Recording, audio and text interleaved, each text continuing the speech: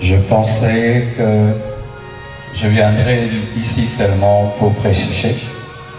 J'avais prévu en août tenir une action. J'aurais jamais imaginé que je viendrais ici avec le corps de mon épouse.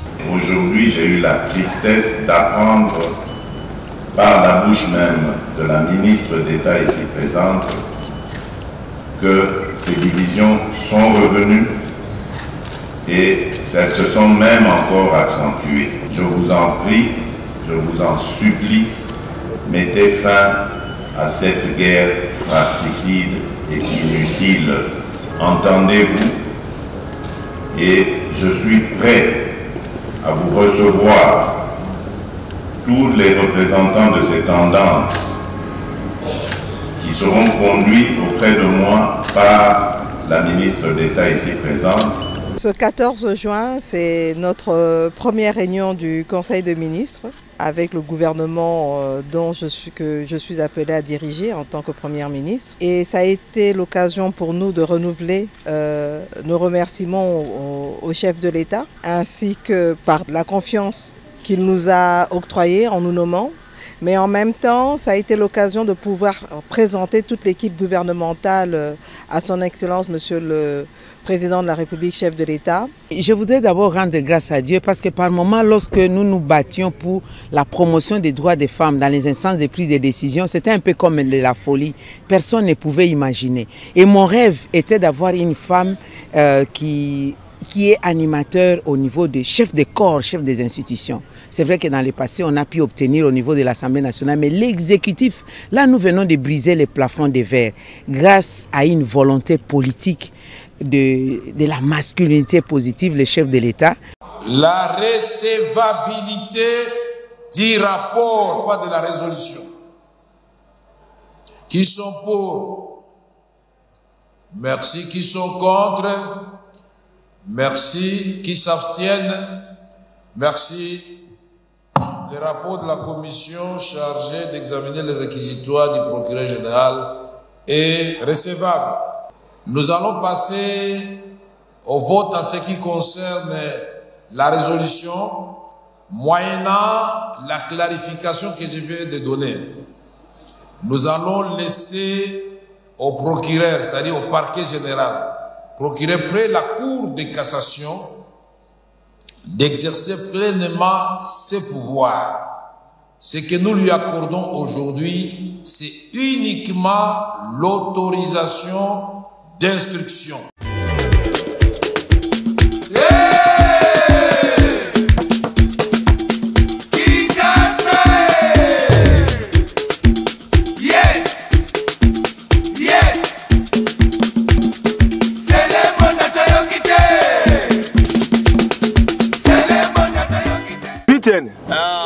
Omeli boni ne sali oboye.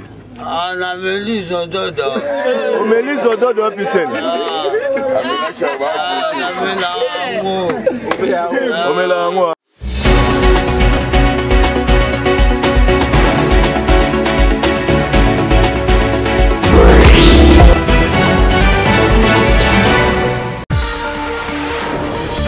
Premier jour et première livraison d'actualité de cette nouvelle semaine qui commence. Madame, Messieurs, bonsoir chez vous et merci de nous faire confiance pour vous informer. Place à l'actualité. C'est lundi au stade Tata Raphaël de Kinshasa. Le chrétien accompagné du président de la République Félix Antoine Tshisekedi Tshilombo ont rendu un dernier hommage à Madame Blanche Kandolo Tunasi, épouse du pasteur Marcelo Tunasi. Vous aurez les détails dans cette édition. Dossier forage et lampadaire, l'Assemblée nationale a autorisé au procureur général près la Cour de cassation d'instruire à charge contre le ministre sortant des Finances et député national Nicolas Kazadi. C'était au cours de la plénière clôturant la session de mars. Bonsoir à tous. Choc et émotion étaient perceptibles. C'est lundi au stade Tata Raphaël à Kinshasa où le président de la République Félix-Antoine Tshisekedi Tshilombo, accompagné bien sûr de la très distinguée première dame Denise Nyakeru Tshisekedi et l'ensemble de la communauté chrétienne de la République démocratique du Congo ont rendu un dernier hommage à Madame Blanche Kandolo Tunasi, épouse du très célèbre pasteur Marcelo Jérémy Tunasi, visionnaire de l'église La Compassion. Vivez en quelques minutes l'ambiance qui a régné sur place.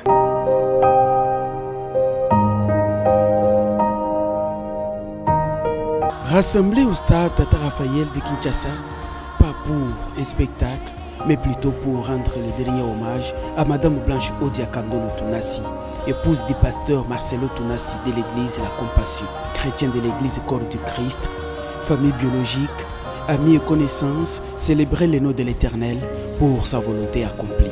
Toujours proche de son peuple, Félix-Antoine Tshisekedi Tshilombo, président de la République, accompagné de la distinguée première dame, est venu partager ces moments douloureux avec la famille éplorée. Dès son entrée, le chef de l'État s'est incliné devant la dépouille mortelle.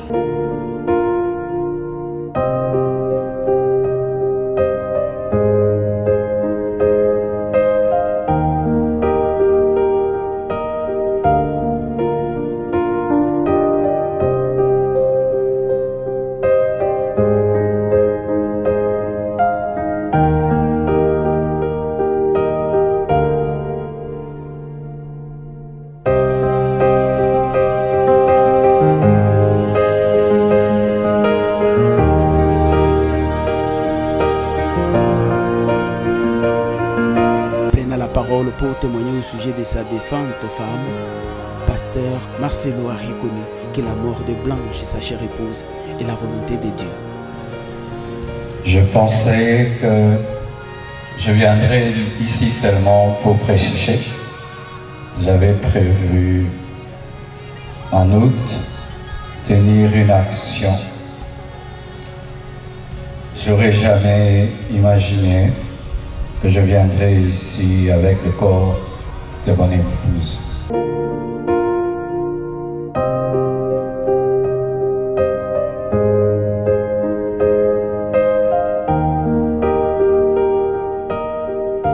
Mais les voies de Dieu sont insondables.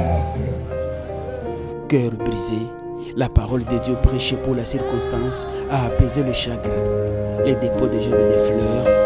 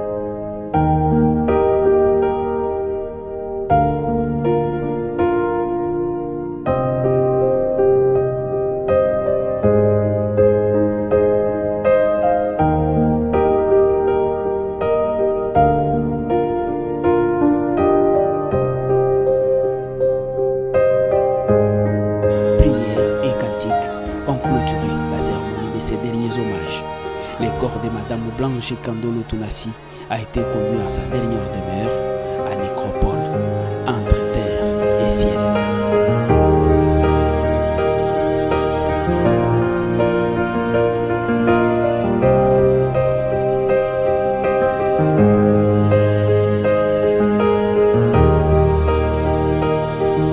Bien avant cela, le président Félix Tshisekedi a pris part à la célébration de la fête musulmane de Tabaski. À l'occasion, le chef de l'État a appelé les musulmans congolais à bannir les conflits fratricides. Reportage. Aïd al-Kabir, appelé Tabaski, est considéré par les musulmans comme la plus grande célébration de leur foi. Par cette fête religieuse majeure, les musulmans partagent prières et repas pour commémorer la soumission d'Abraham quand Dieu lui demande de sacrifier son fils unique, une manière de tester sa foi. Ici, à l'esplanade du Palais du Peuple, ils étaient des milliers ce dimanche 16 juin 2024 pour glorifier Allah, le Dieu créateur. Après la prière, différents représentants de la communauté islamique étaient conviés dans la salle de banquet du Palais du Peuple pour continuer la fête. Invité de marque, le président de la République, Félix Antoine Tshisekedi Tshilombo, accueilli chaleureusement par l'assistance.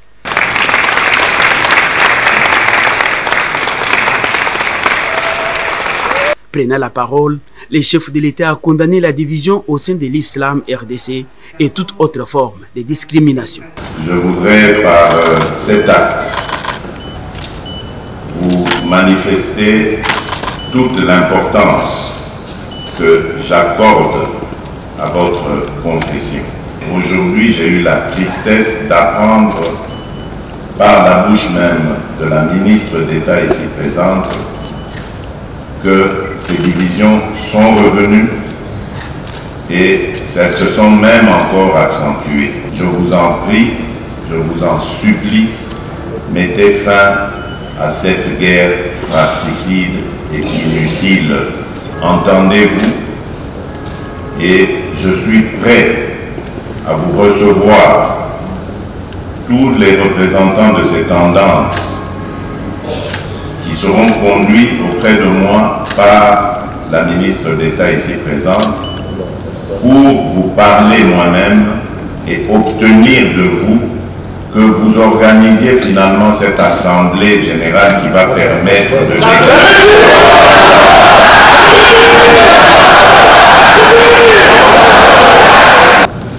Et tant que je serai président de ce pays, je n'accepterai jamais de discrimination dans les confessions religieuses. La communauté islamique a témoigné son soutien au premier citoyen congolais, Félix Antoine Tshisekedi Tshilombo, car, dit-elle, toute autorité vient de Dieu.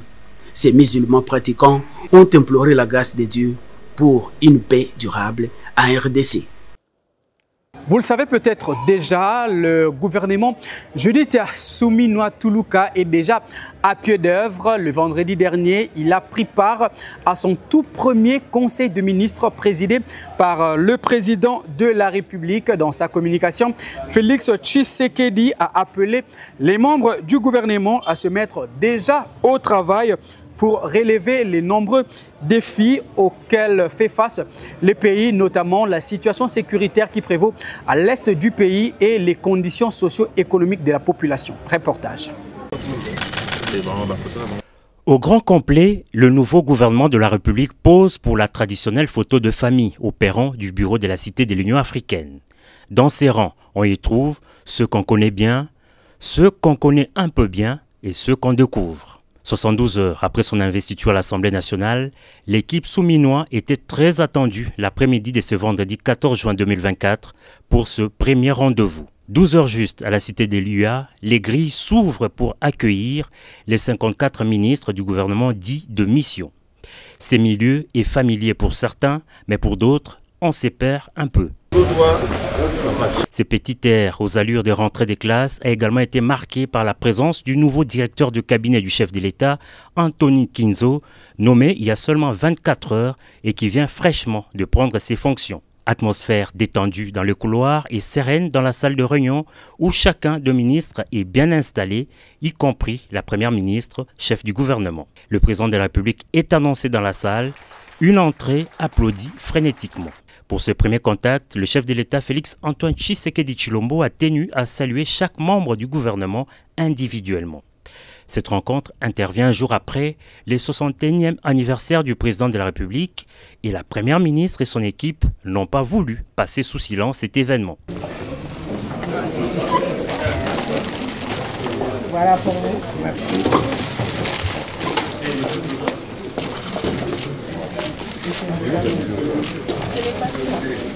Il y a 4 tableaux. Ce sont des masques de toutes les ethnies de la RDC. Avec une cartographie de tous les masques et les provinces. Ces premiers rendez-vous a donc été l'occasion pour le président de la République d'exhorter le gouvernement à se mettre très vite au travail.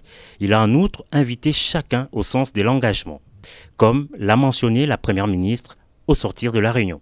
Le chef de l'État, à cette occasion, a donné un certain nombre d'instructions, a rappelé à l'ensemble des membres du gouvernement, mais particulièrement aux nouveaux, la manière dont la gouvernance devait être menée.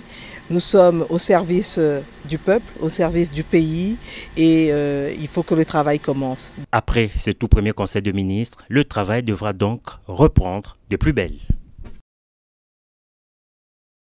Et à l'issue de ces conseils de ministres, la nouvelle première ministre Judith Suminwa Tuluka a fait savoir que le président de la République a donné au cours de ce premier contact une série d'orientations. Il a rappelé à l'ensemble du gouvernement, particulièrement aux nouveaux ministres, des nouvelles manières de la gouvernance qu'ils doivent mener sur terrain.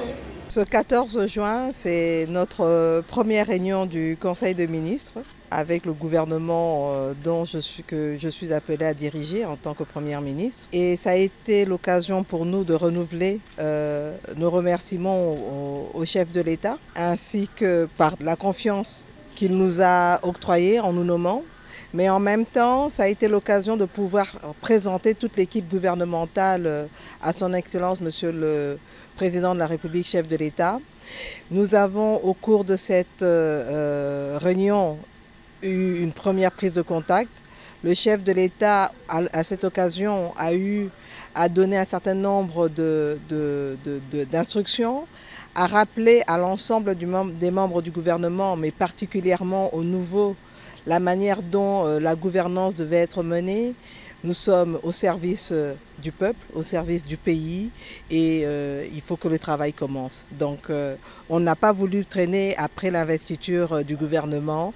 On a rapidement eu à faire cette première réunion dont le compte rendu sera fait par le porte-parole du gouvernement et cela va nous permettre de démarrer rapidement le travail parce que le pays et le peuple attendent.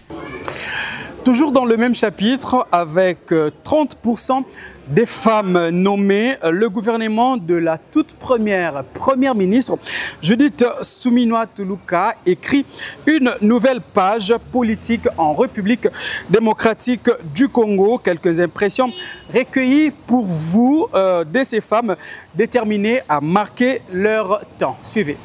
Un tiers des femmes présentes dans le nouveau gouvernement dirigé par la première ministre Judith Suminwa Tuluka marque l'histoire d'une nouvelle ère du leadership politique au féminin en République démocratique du Congo. Selon la vision du chef de l'État, Félix-Antoine Tshisekedi Tshilombo, désigné par ses pairs champion de la masculinité positive, il est capital que la représentativité féminine dans toutes les sphères de la société congolaise soit beaucoup plus importante qu'elle ne l'a jamais été. Je voudrais d'abord rendre grâce à Dieu parce que par moments, lorsque nous nous battions pour la promotion des droits des femmes dans les instances de prise de décision, c'était un peu comme de la folie. Personne ne pouvait imaginer. Et mon rêve était d'avoir une femme qui est animateur au niveau des chefs de corps, chefs des institutions. C'est vrai que dans le passé, on a pu obtenir au niveau de l'Assemblée nationale, mais l'exécutif, là nous venons de briser les plafonds de verre grâce à une volonté politique de la masculinité positive, le chef de l'État, d'avoir nommé une femme première ministre. Certes, avec plus de 30% de femmes dans la nouvelle institution gouvernementale, le principe de parité n'est pas encore complètement atteint, mais il est clair qu'avec 6 femmes ministres, 3 ministres délégués, 4 vice-ministres et 4 ministres d'État, le gouvernement Suminwa donne largement l'opportunité à la femme de montrer qu'elle est une actrice à part entière dans le développement et la gouvernance de la nation congolaise. On travaille pour servir son pays et je crois que Ces grandes personnalités me permettent de servir le pays à une beaucoup plus haute échelle. Ce sont des responsabilités incroyables parce que genre, famille et enfants, c'est toute la population de la RDC. Parce que les gens croient souvent que le genre, c'est seulement les femmes, etc. Non, non. La famille, chacun de nous est membre d'une famille. Les sentiments de fierté, entre-temps, de nervosité aussi. De fierté parce que être choisi pour assister au Conseil des ministres en tant que ministre, c'est un signe d'honneur et aussi de reconnaissance de mes compétences, de ma loyauté et de mon engagement vis-à-vis de ma patrie. Ayant obtenu des postes clés, tels que notamment le ministère des Affaires étrangères, de l'enseignement supérieur, des affaires sociales, de la jeunesse et de l'éveil patriotique, nos dames auront certainement l'occasion, avec ces positions stratégiques et au travers des 6 piliers du gouvernement, de contribuer à la réalisation des 6 engagements du président de la République, Félix Antoine Tshisekedi Tshilombo. C'est beaucoup d'émotions, mais aussi, à côté de ça, le sens des responsabilités. Et aujourd'hui, le fait de se retrouver devant le chef de l'État qui a eu un discours assez clair sur ses attentes, qui en fait embrasse les miennes. Et donc voilà, c'est ce sens de responsabilité et cette envie vraiment d'impacter, que mon mandat soit vraiment un mandat qui va apporter un changement positif dans mon secteur. Très reconnaissante pour les orientations du chef de l'État que nous avons reçues et que nous allons prendre très au sérieux. Ce deuxième mandat sera dédié vraiment à consolider les acquis du premier mandat. Nous devons le faire avec sérieux, avec des principes de bonne gouvernance, de professionnalisme, tenant compte évidemment du fait que nous allons être évalués en tant que ministre en fonction de nos performances. Et je pense que le chef de l'État a été très clair là-dessus. Et pour boucler complètement ce chapitre de la présidence de la République, sachez que le chef de l'État, Félix Antoine Tshisekedi Tshilombo, a personnellement remis les trophées de la 58e édition de la Coupe du Congo au terme d'une finale remportée par 1-0 par l'ASV Club contre le FC Céleste du Congo. Plus d'éléments dans ses commentaires. Un soir pour poursuivre son histoire. Les Léopards de l'RDC l'ont fait en battant ce dimanche 9 juin 2024 au stade de Martyrs les éperviers du Togo en match aller de la 4e journée des éliminatoires du mondial 2026 Canada, Mexique, États-Unis d'Amérique. Attention Yohan Wissa, et c'est le premier but, c'est le but. Il y a une fusée qui a débordé.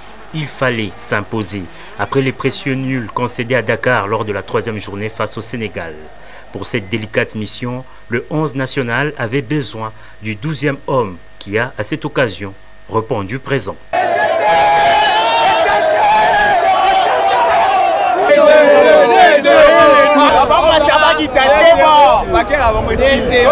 Porté par ce grand public, mais aussi et surtout par le président de la République, Félix Antoine Tshisekedi Tshilombo, premier sportif congolais, les Léopards ont montré un beau visage dans un début de match tonitruant. Déjà à la 6e minute, les Fauves ont pris de l'ascendant sur leur adversaire grâce à un but de Meshak Elia. Les publics exultent et son président aussi.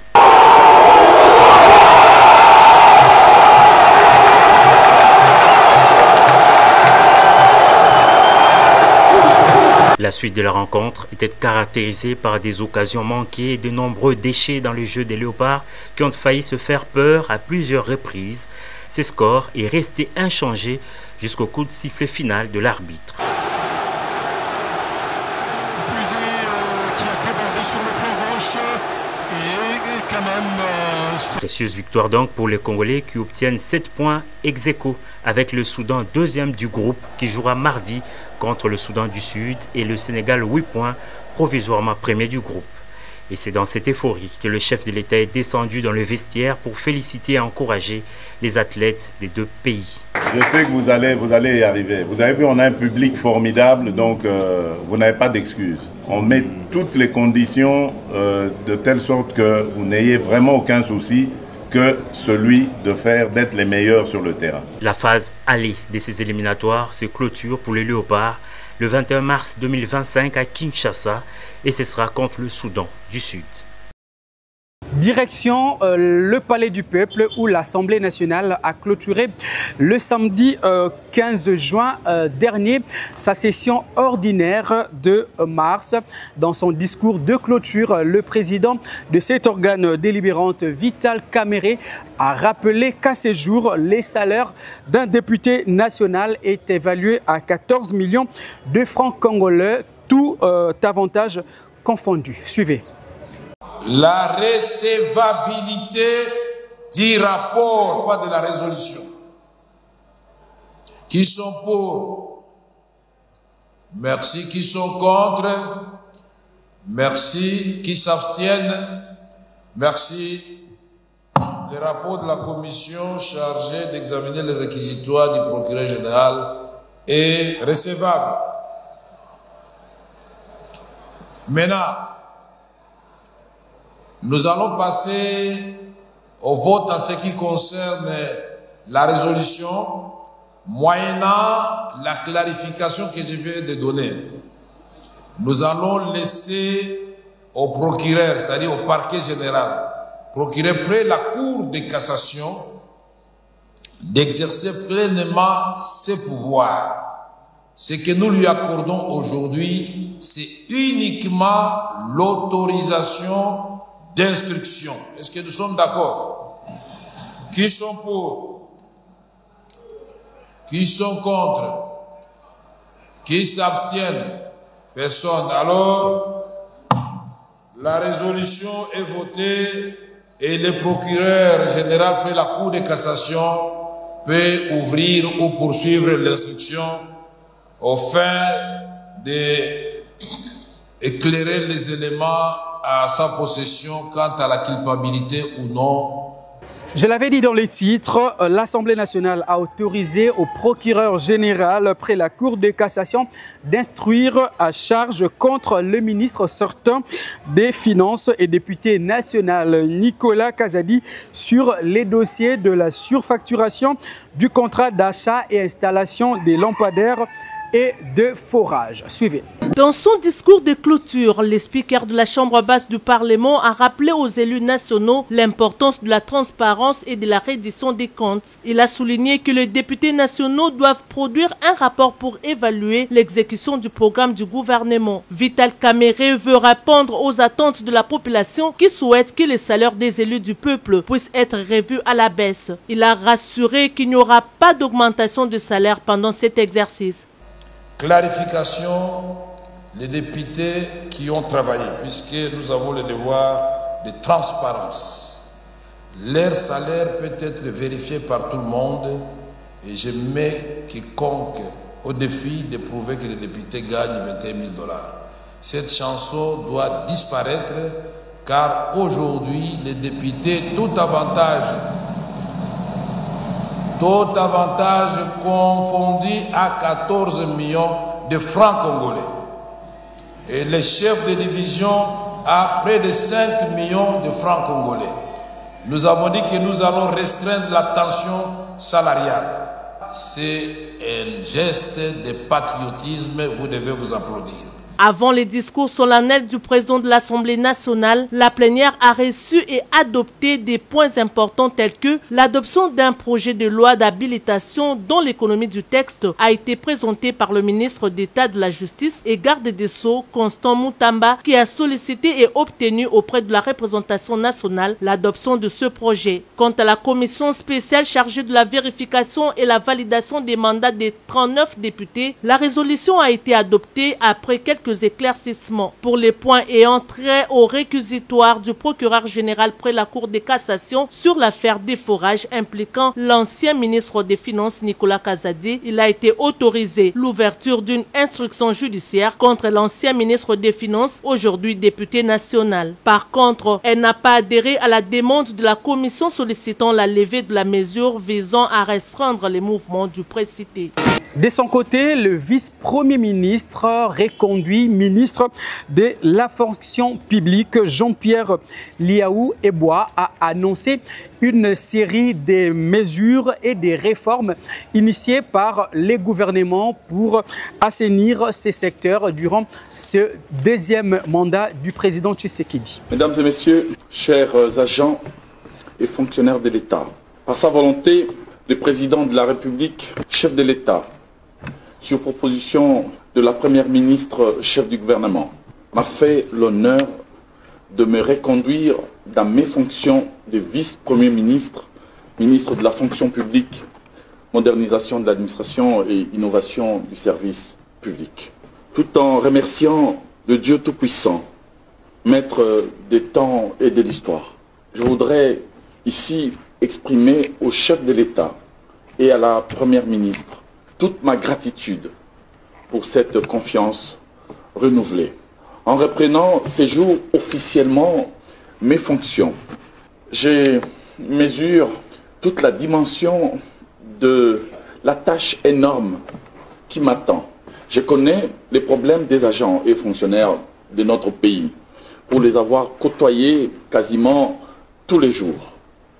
Je suis pleinement conscient de l'urgence qui a à acter la mise en place d'une administration publique efficace, intègre et digne de ce nom dans notre pays, afin de rendre possible la transformation structurelle, économique, sociale et même sociétale de la République démocratique du Congo. Au cours de ces 3 dernières années, dans un élan de dialogue permanent, nous avons réussi ensemble à faire bouger les lignes au sein de la fonction publique. Identification biométrique des agents, mise à la retraite, rajeunissement, amélioration de la pension et des rentes, régularisation administrative des agents et fonctionnaires de l'État, titularisation et avancement en grade, révision des cadres organiques et normatifs, mécanisation salariale massive de fonctionnaires en salaire et en prime, institution d'une retraite complémentaire par capitalisation à la Caisse nationale de sécurité sociale des agents publics de l'État, la prise en charge par la même caisse, la SENSAP, de la retraite des enseignants, policiers, militaires et de plusieurs autres catégories d'agents publics, opérationnalisation de la branche des primes liées au risque professionnel, une première dans notre pays. Et je n'oublie pas non plus la dématérialisation des démarches administratives et la liste n'est pas exhaustive. Ce sont là autant d'actions que nous avons eu à mener avec une certaine audace et qui seront sans nul doute consolidées et cristallisées au cours de ces nouveaux mandats.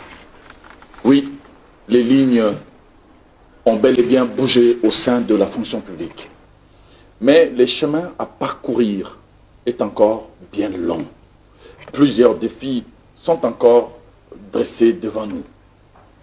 Et il nous faut donc vite nous remettre au travail. Parmi ces défis, il y en a qui revêtent un caractère vital, absolu. C'est le cas de la réforme de la politique salariale qui va nous permettre de tourner enfin la page de la mafia financière au sein de nos administrations et de soigner les blessures de plusieurs agents restés trop longtemps sous-payés ou sans salaire. J'ai palpé du doigt moi-même en faisant des tournées à l'intérieur de notre pays.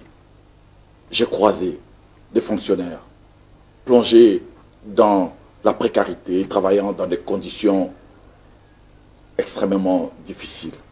La politique salariale actuelle a démontré ses limites. Elle est dépassée et porteuse d'injustices et de disparités insupportables. Elle doit au plus vite être remplacée par une nouvelle politique plus juste et plus en phase avec les réalités d'aujourd'hui. chaque agent certifié, régulier, et qui est à la tâche, a droit à une juste rémunération en salaire et en prime. Le principe qui va désormais prévaloir, c'est celui de l'égalité salariale, mieux celui de l'équité salariale. Et pendant ces temps, le vice-premier ministre, ministre de la Défense nationale, Guy Kabongo Mwadian Vita, a communié avec les femmes et dépendants des militaires du camp lieutenant Kokolo. C'était une visite de courtoisie. Suivez.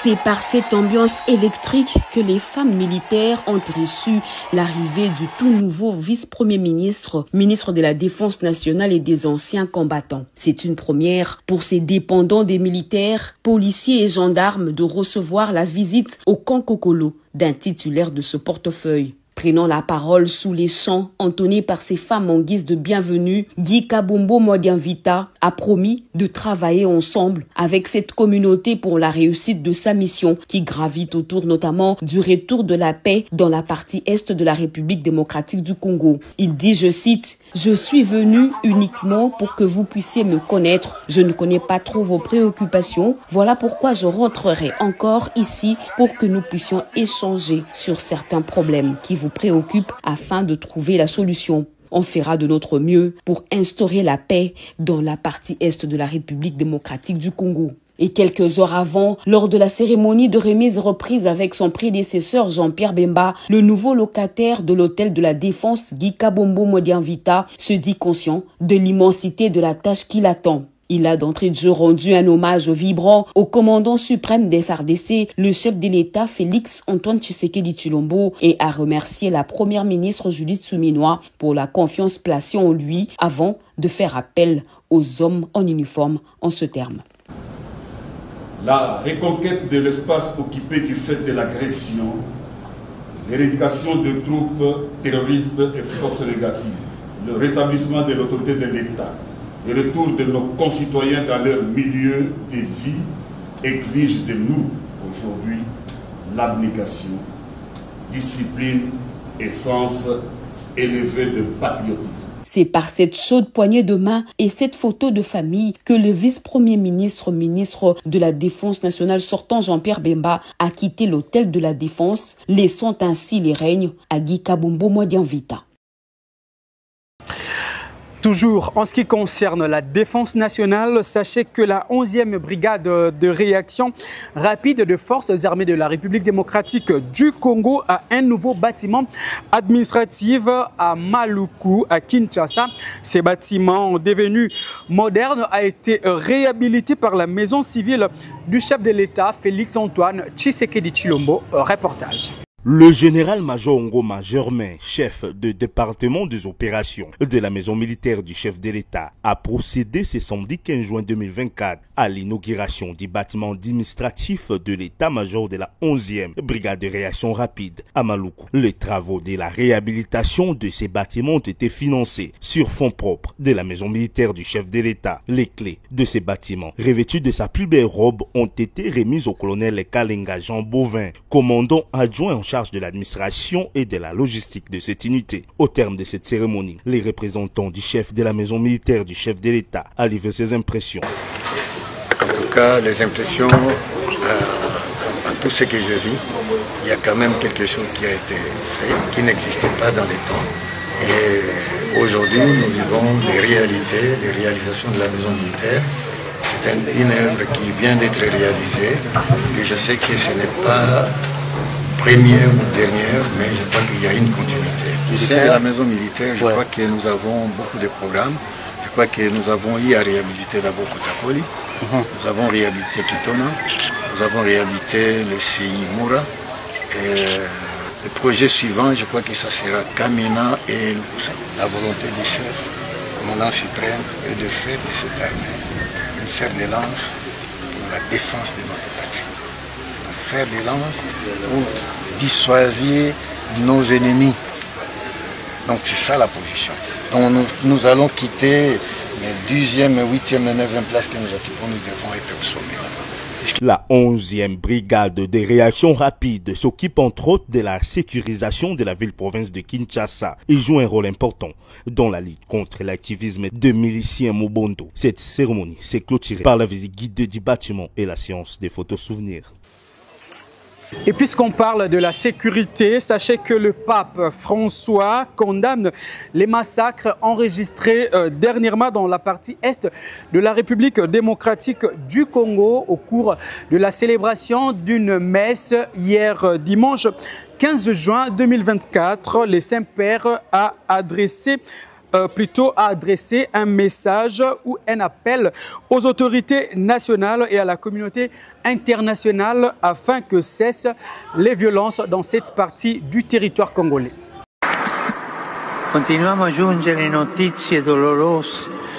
Il y a encore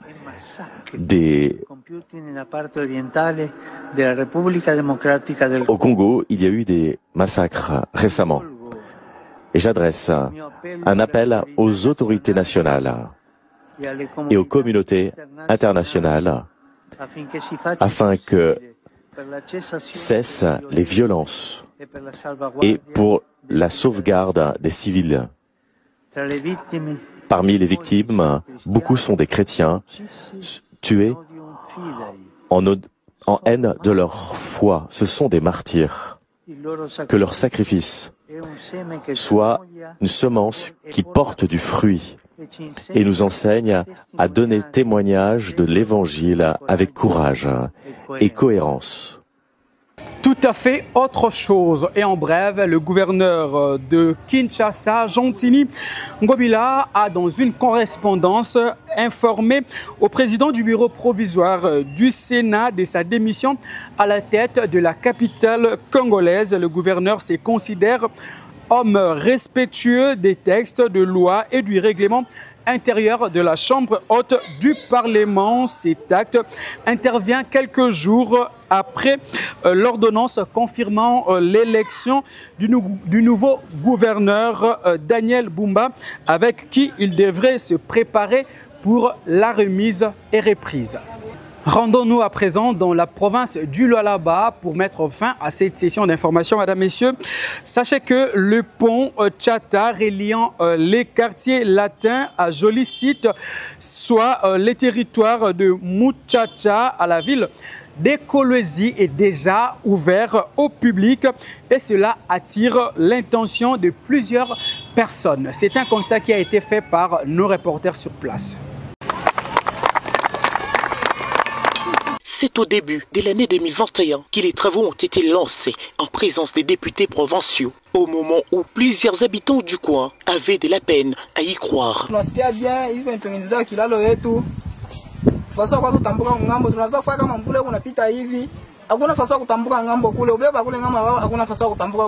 Aucune route ni passage n'existait à cet endroit qui relie les quartiers latins au quartier Jolicite. À en croire les habitants de cette partie de la ville d'Ekolwezi, même un vélo avait du mal à y passer. Grâce à la gestion rationnelle des Fifi Masuka Saini, porte-étendard de la vision Tshisekedi au Lualaba, on peut à ces jours voir la grande transformation et parler du pont touristique Tchata. Un ouvrage qui force sans doute l'admiration.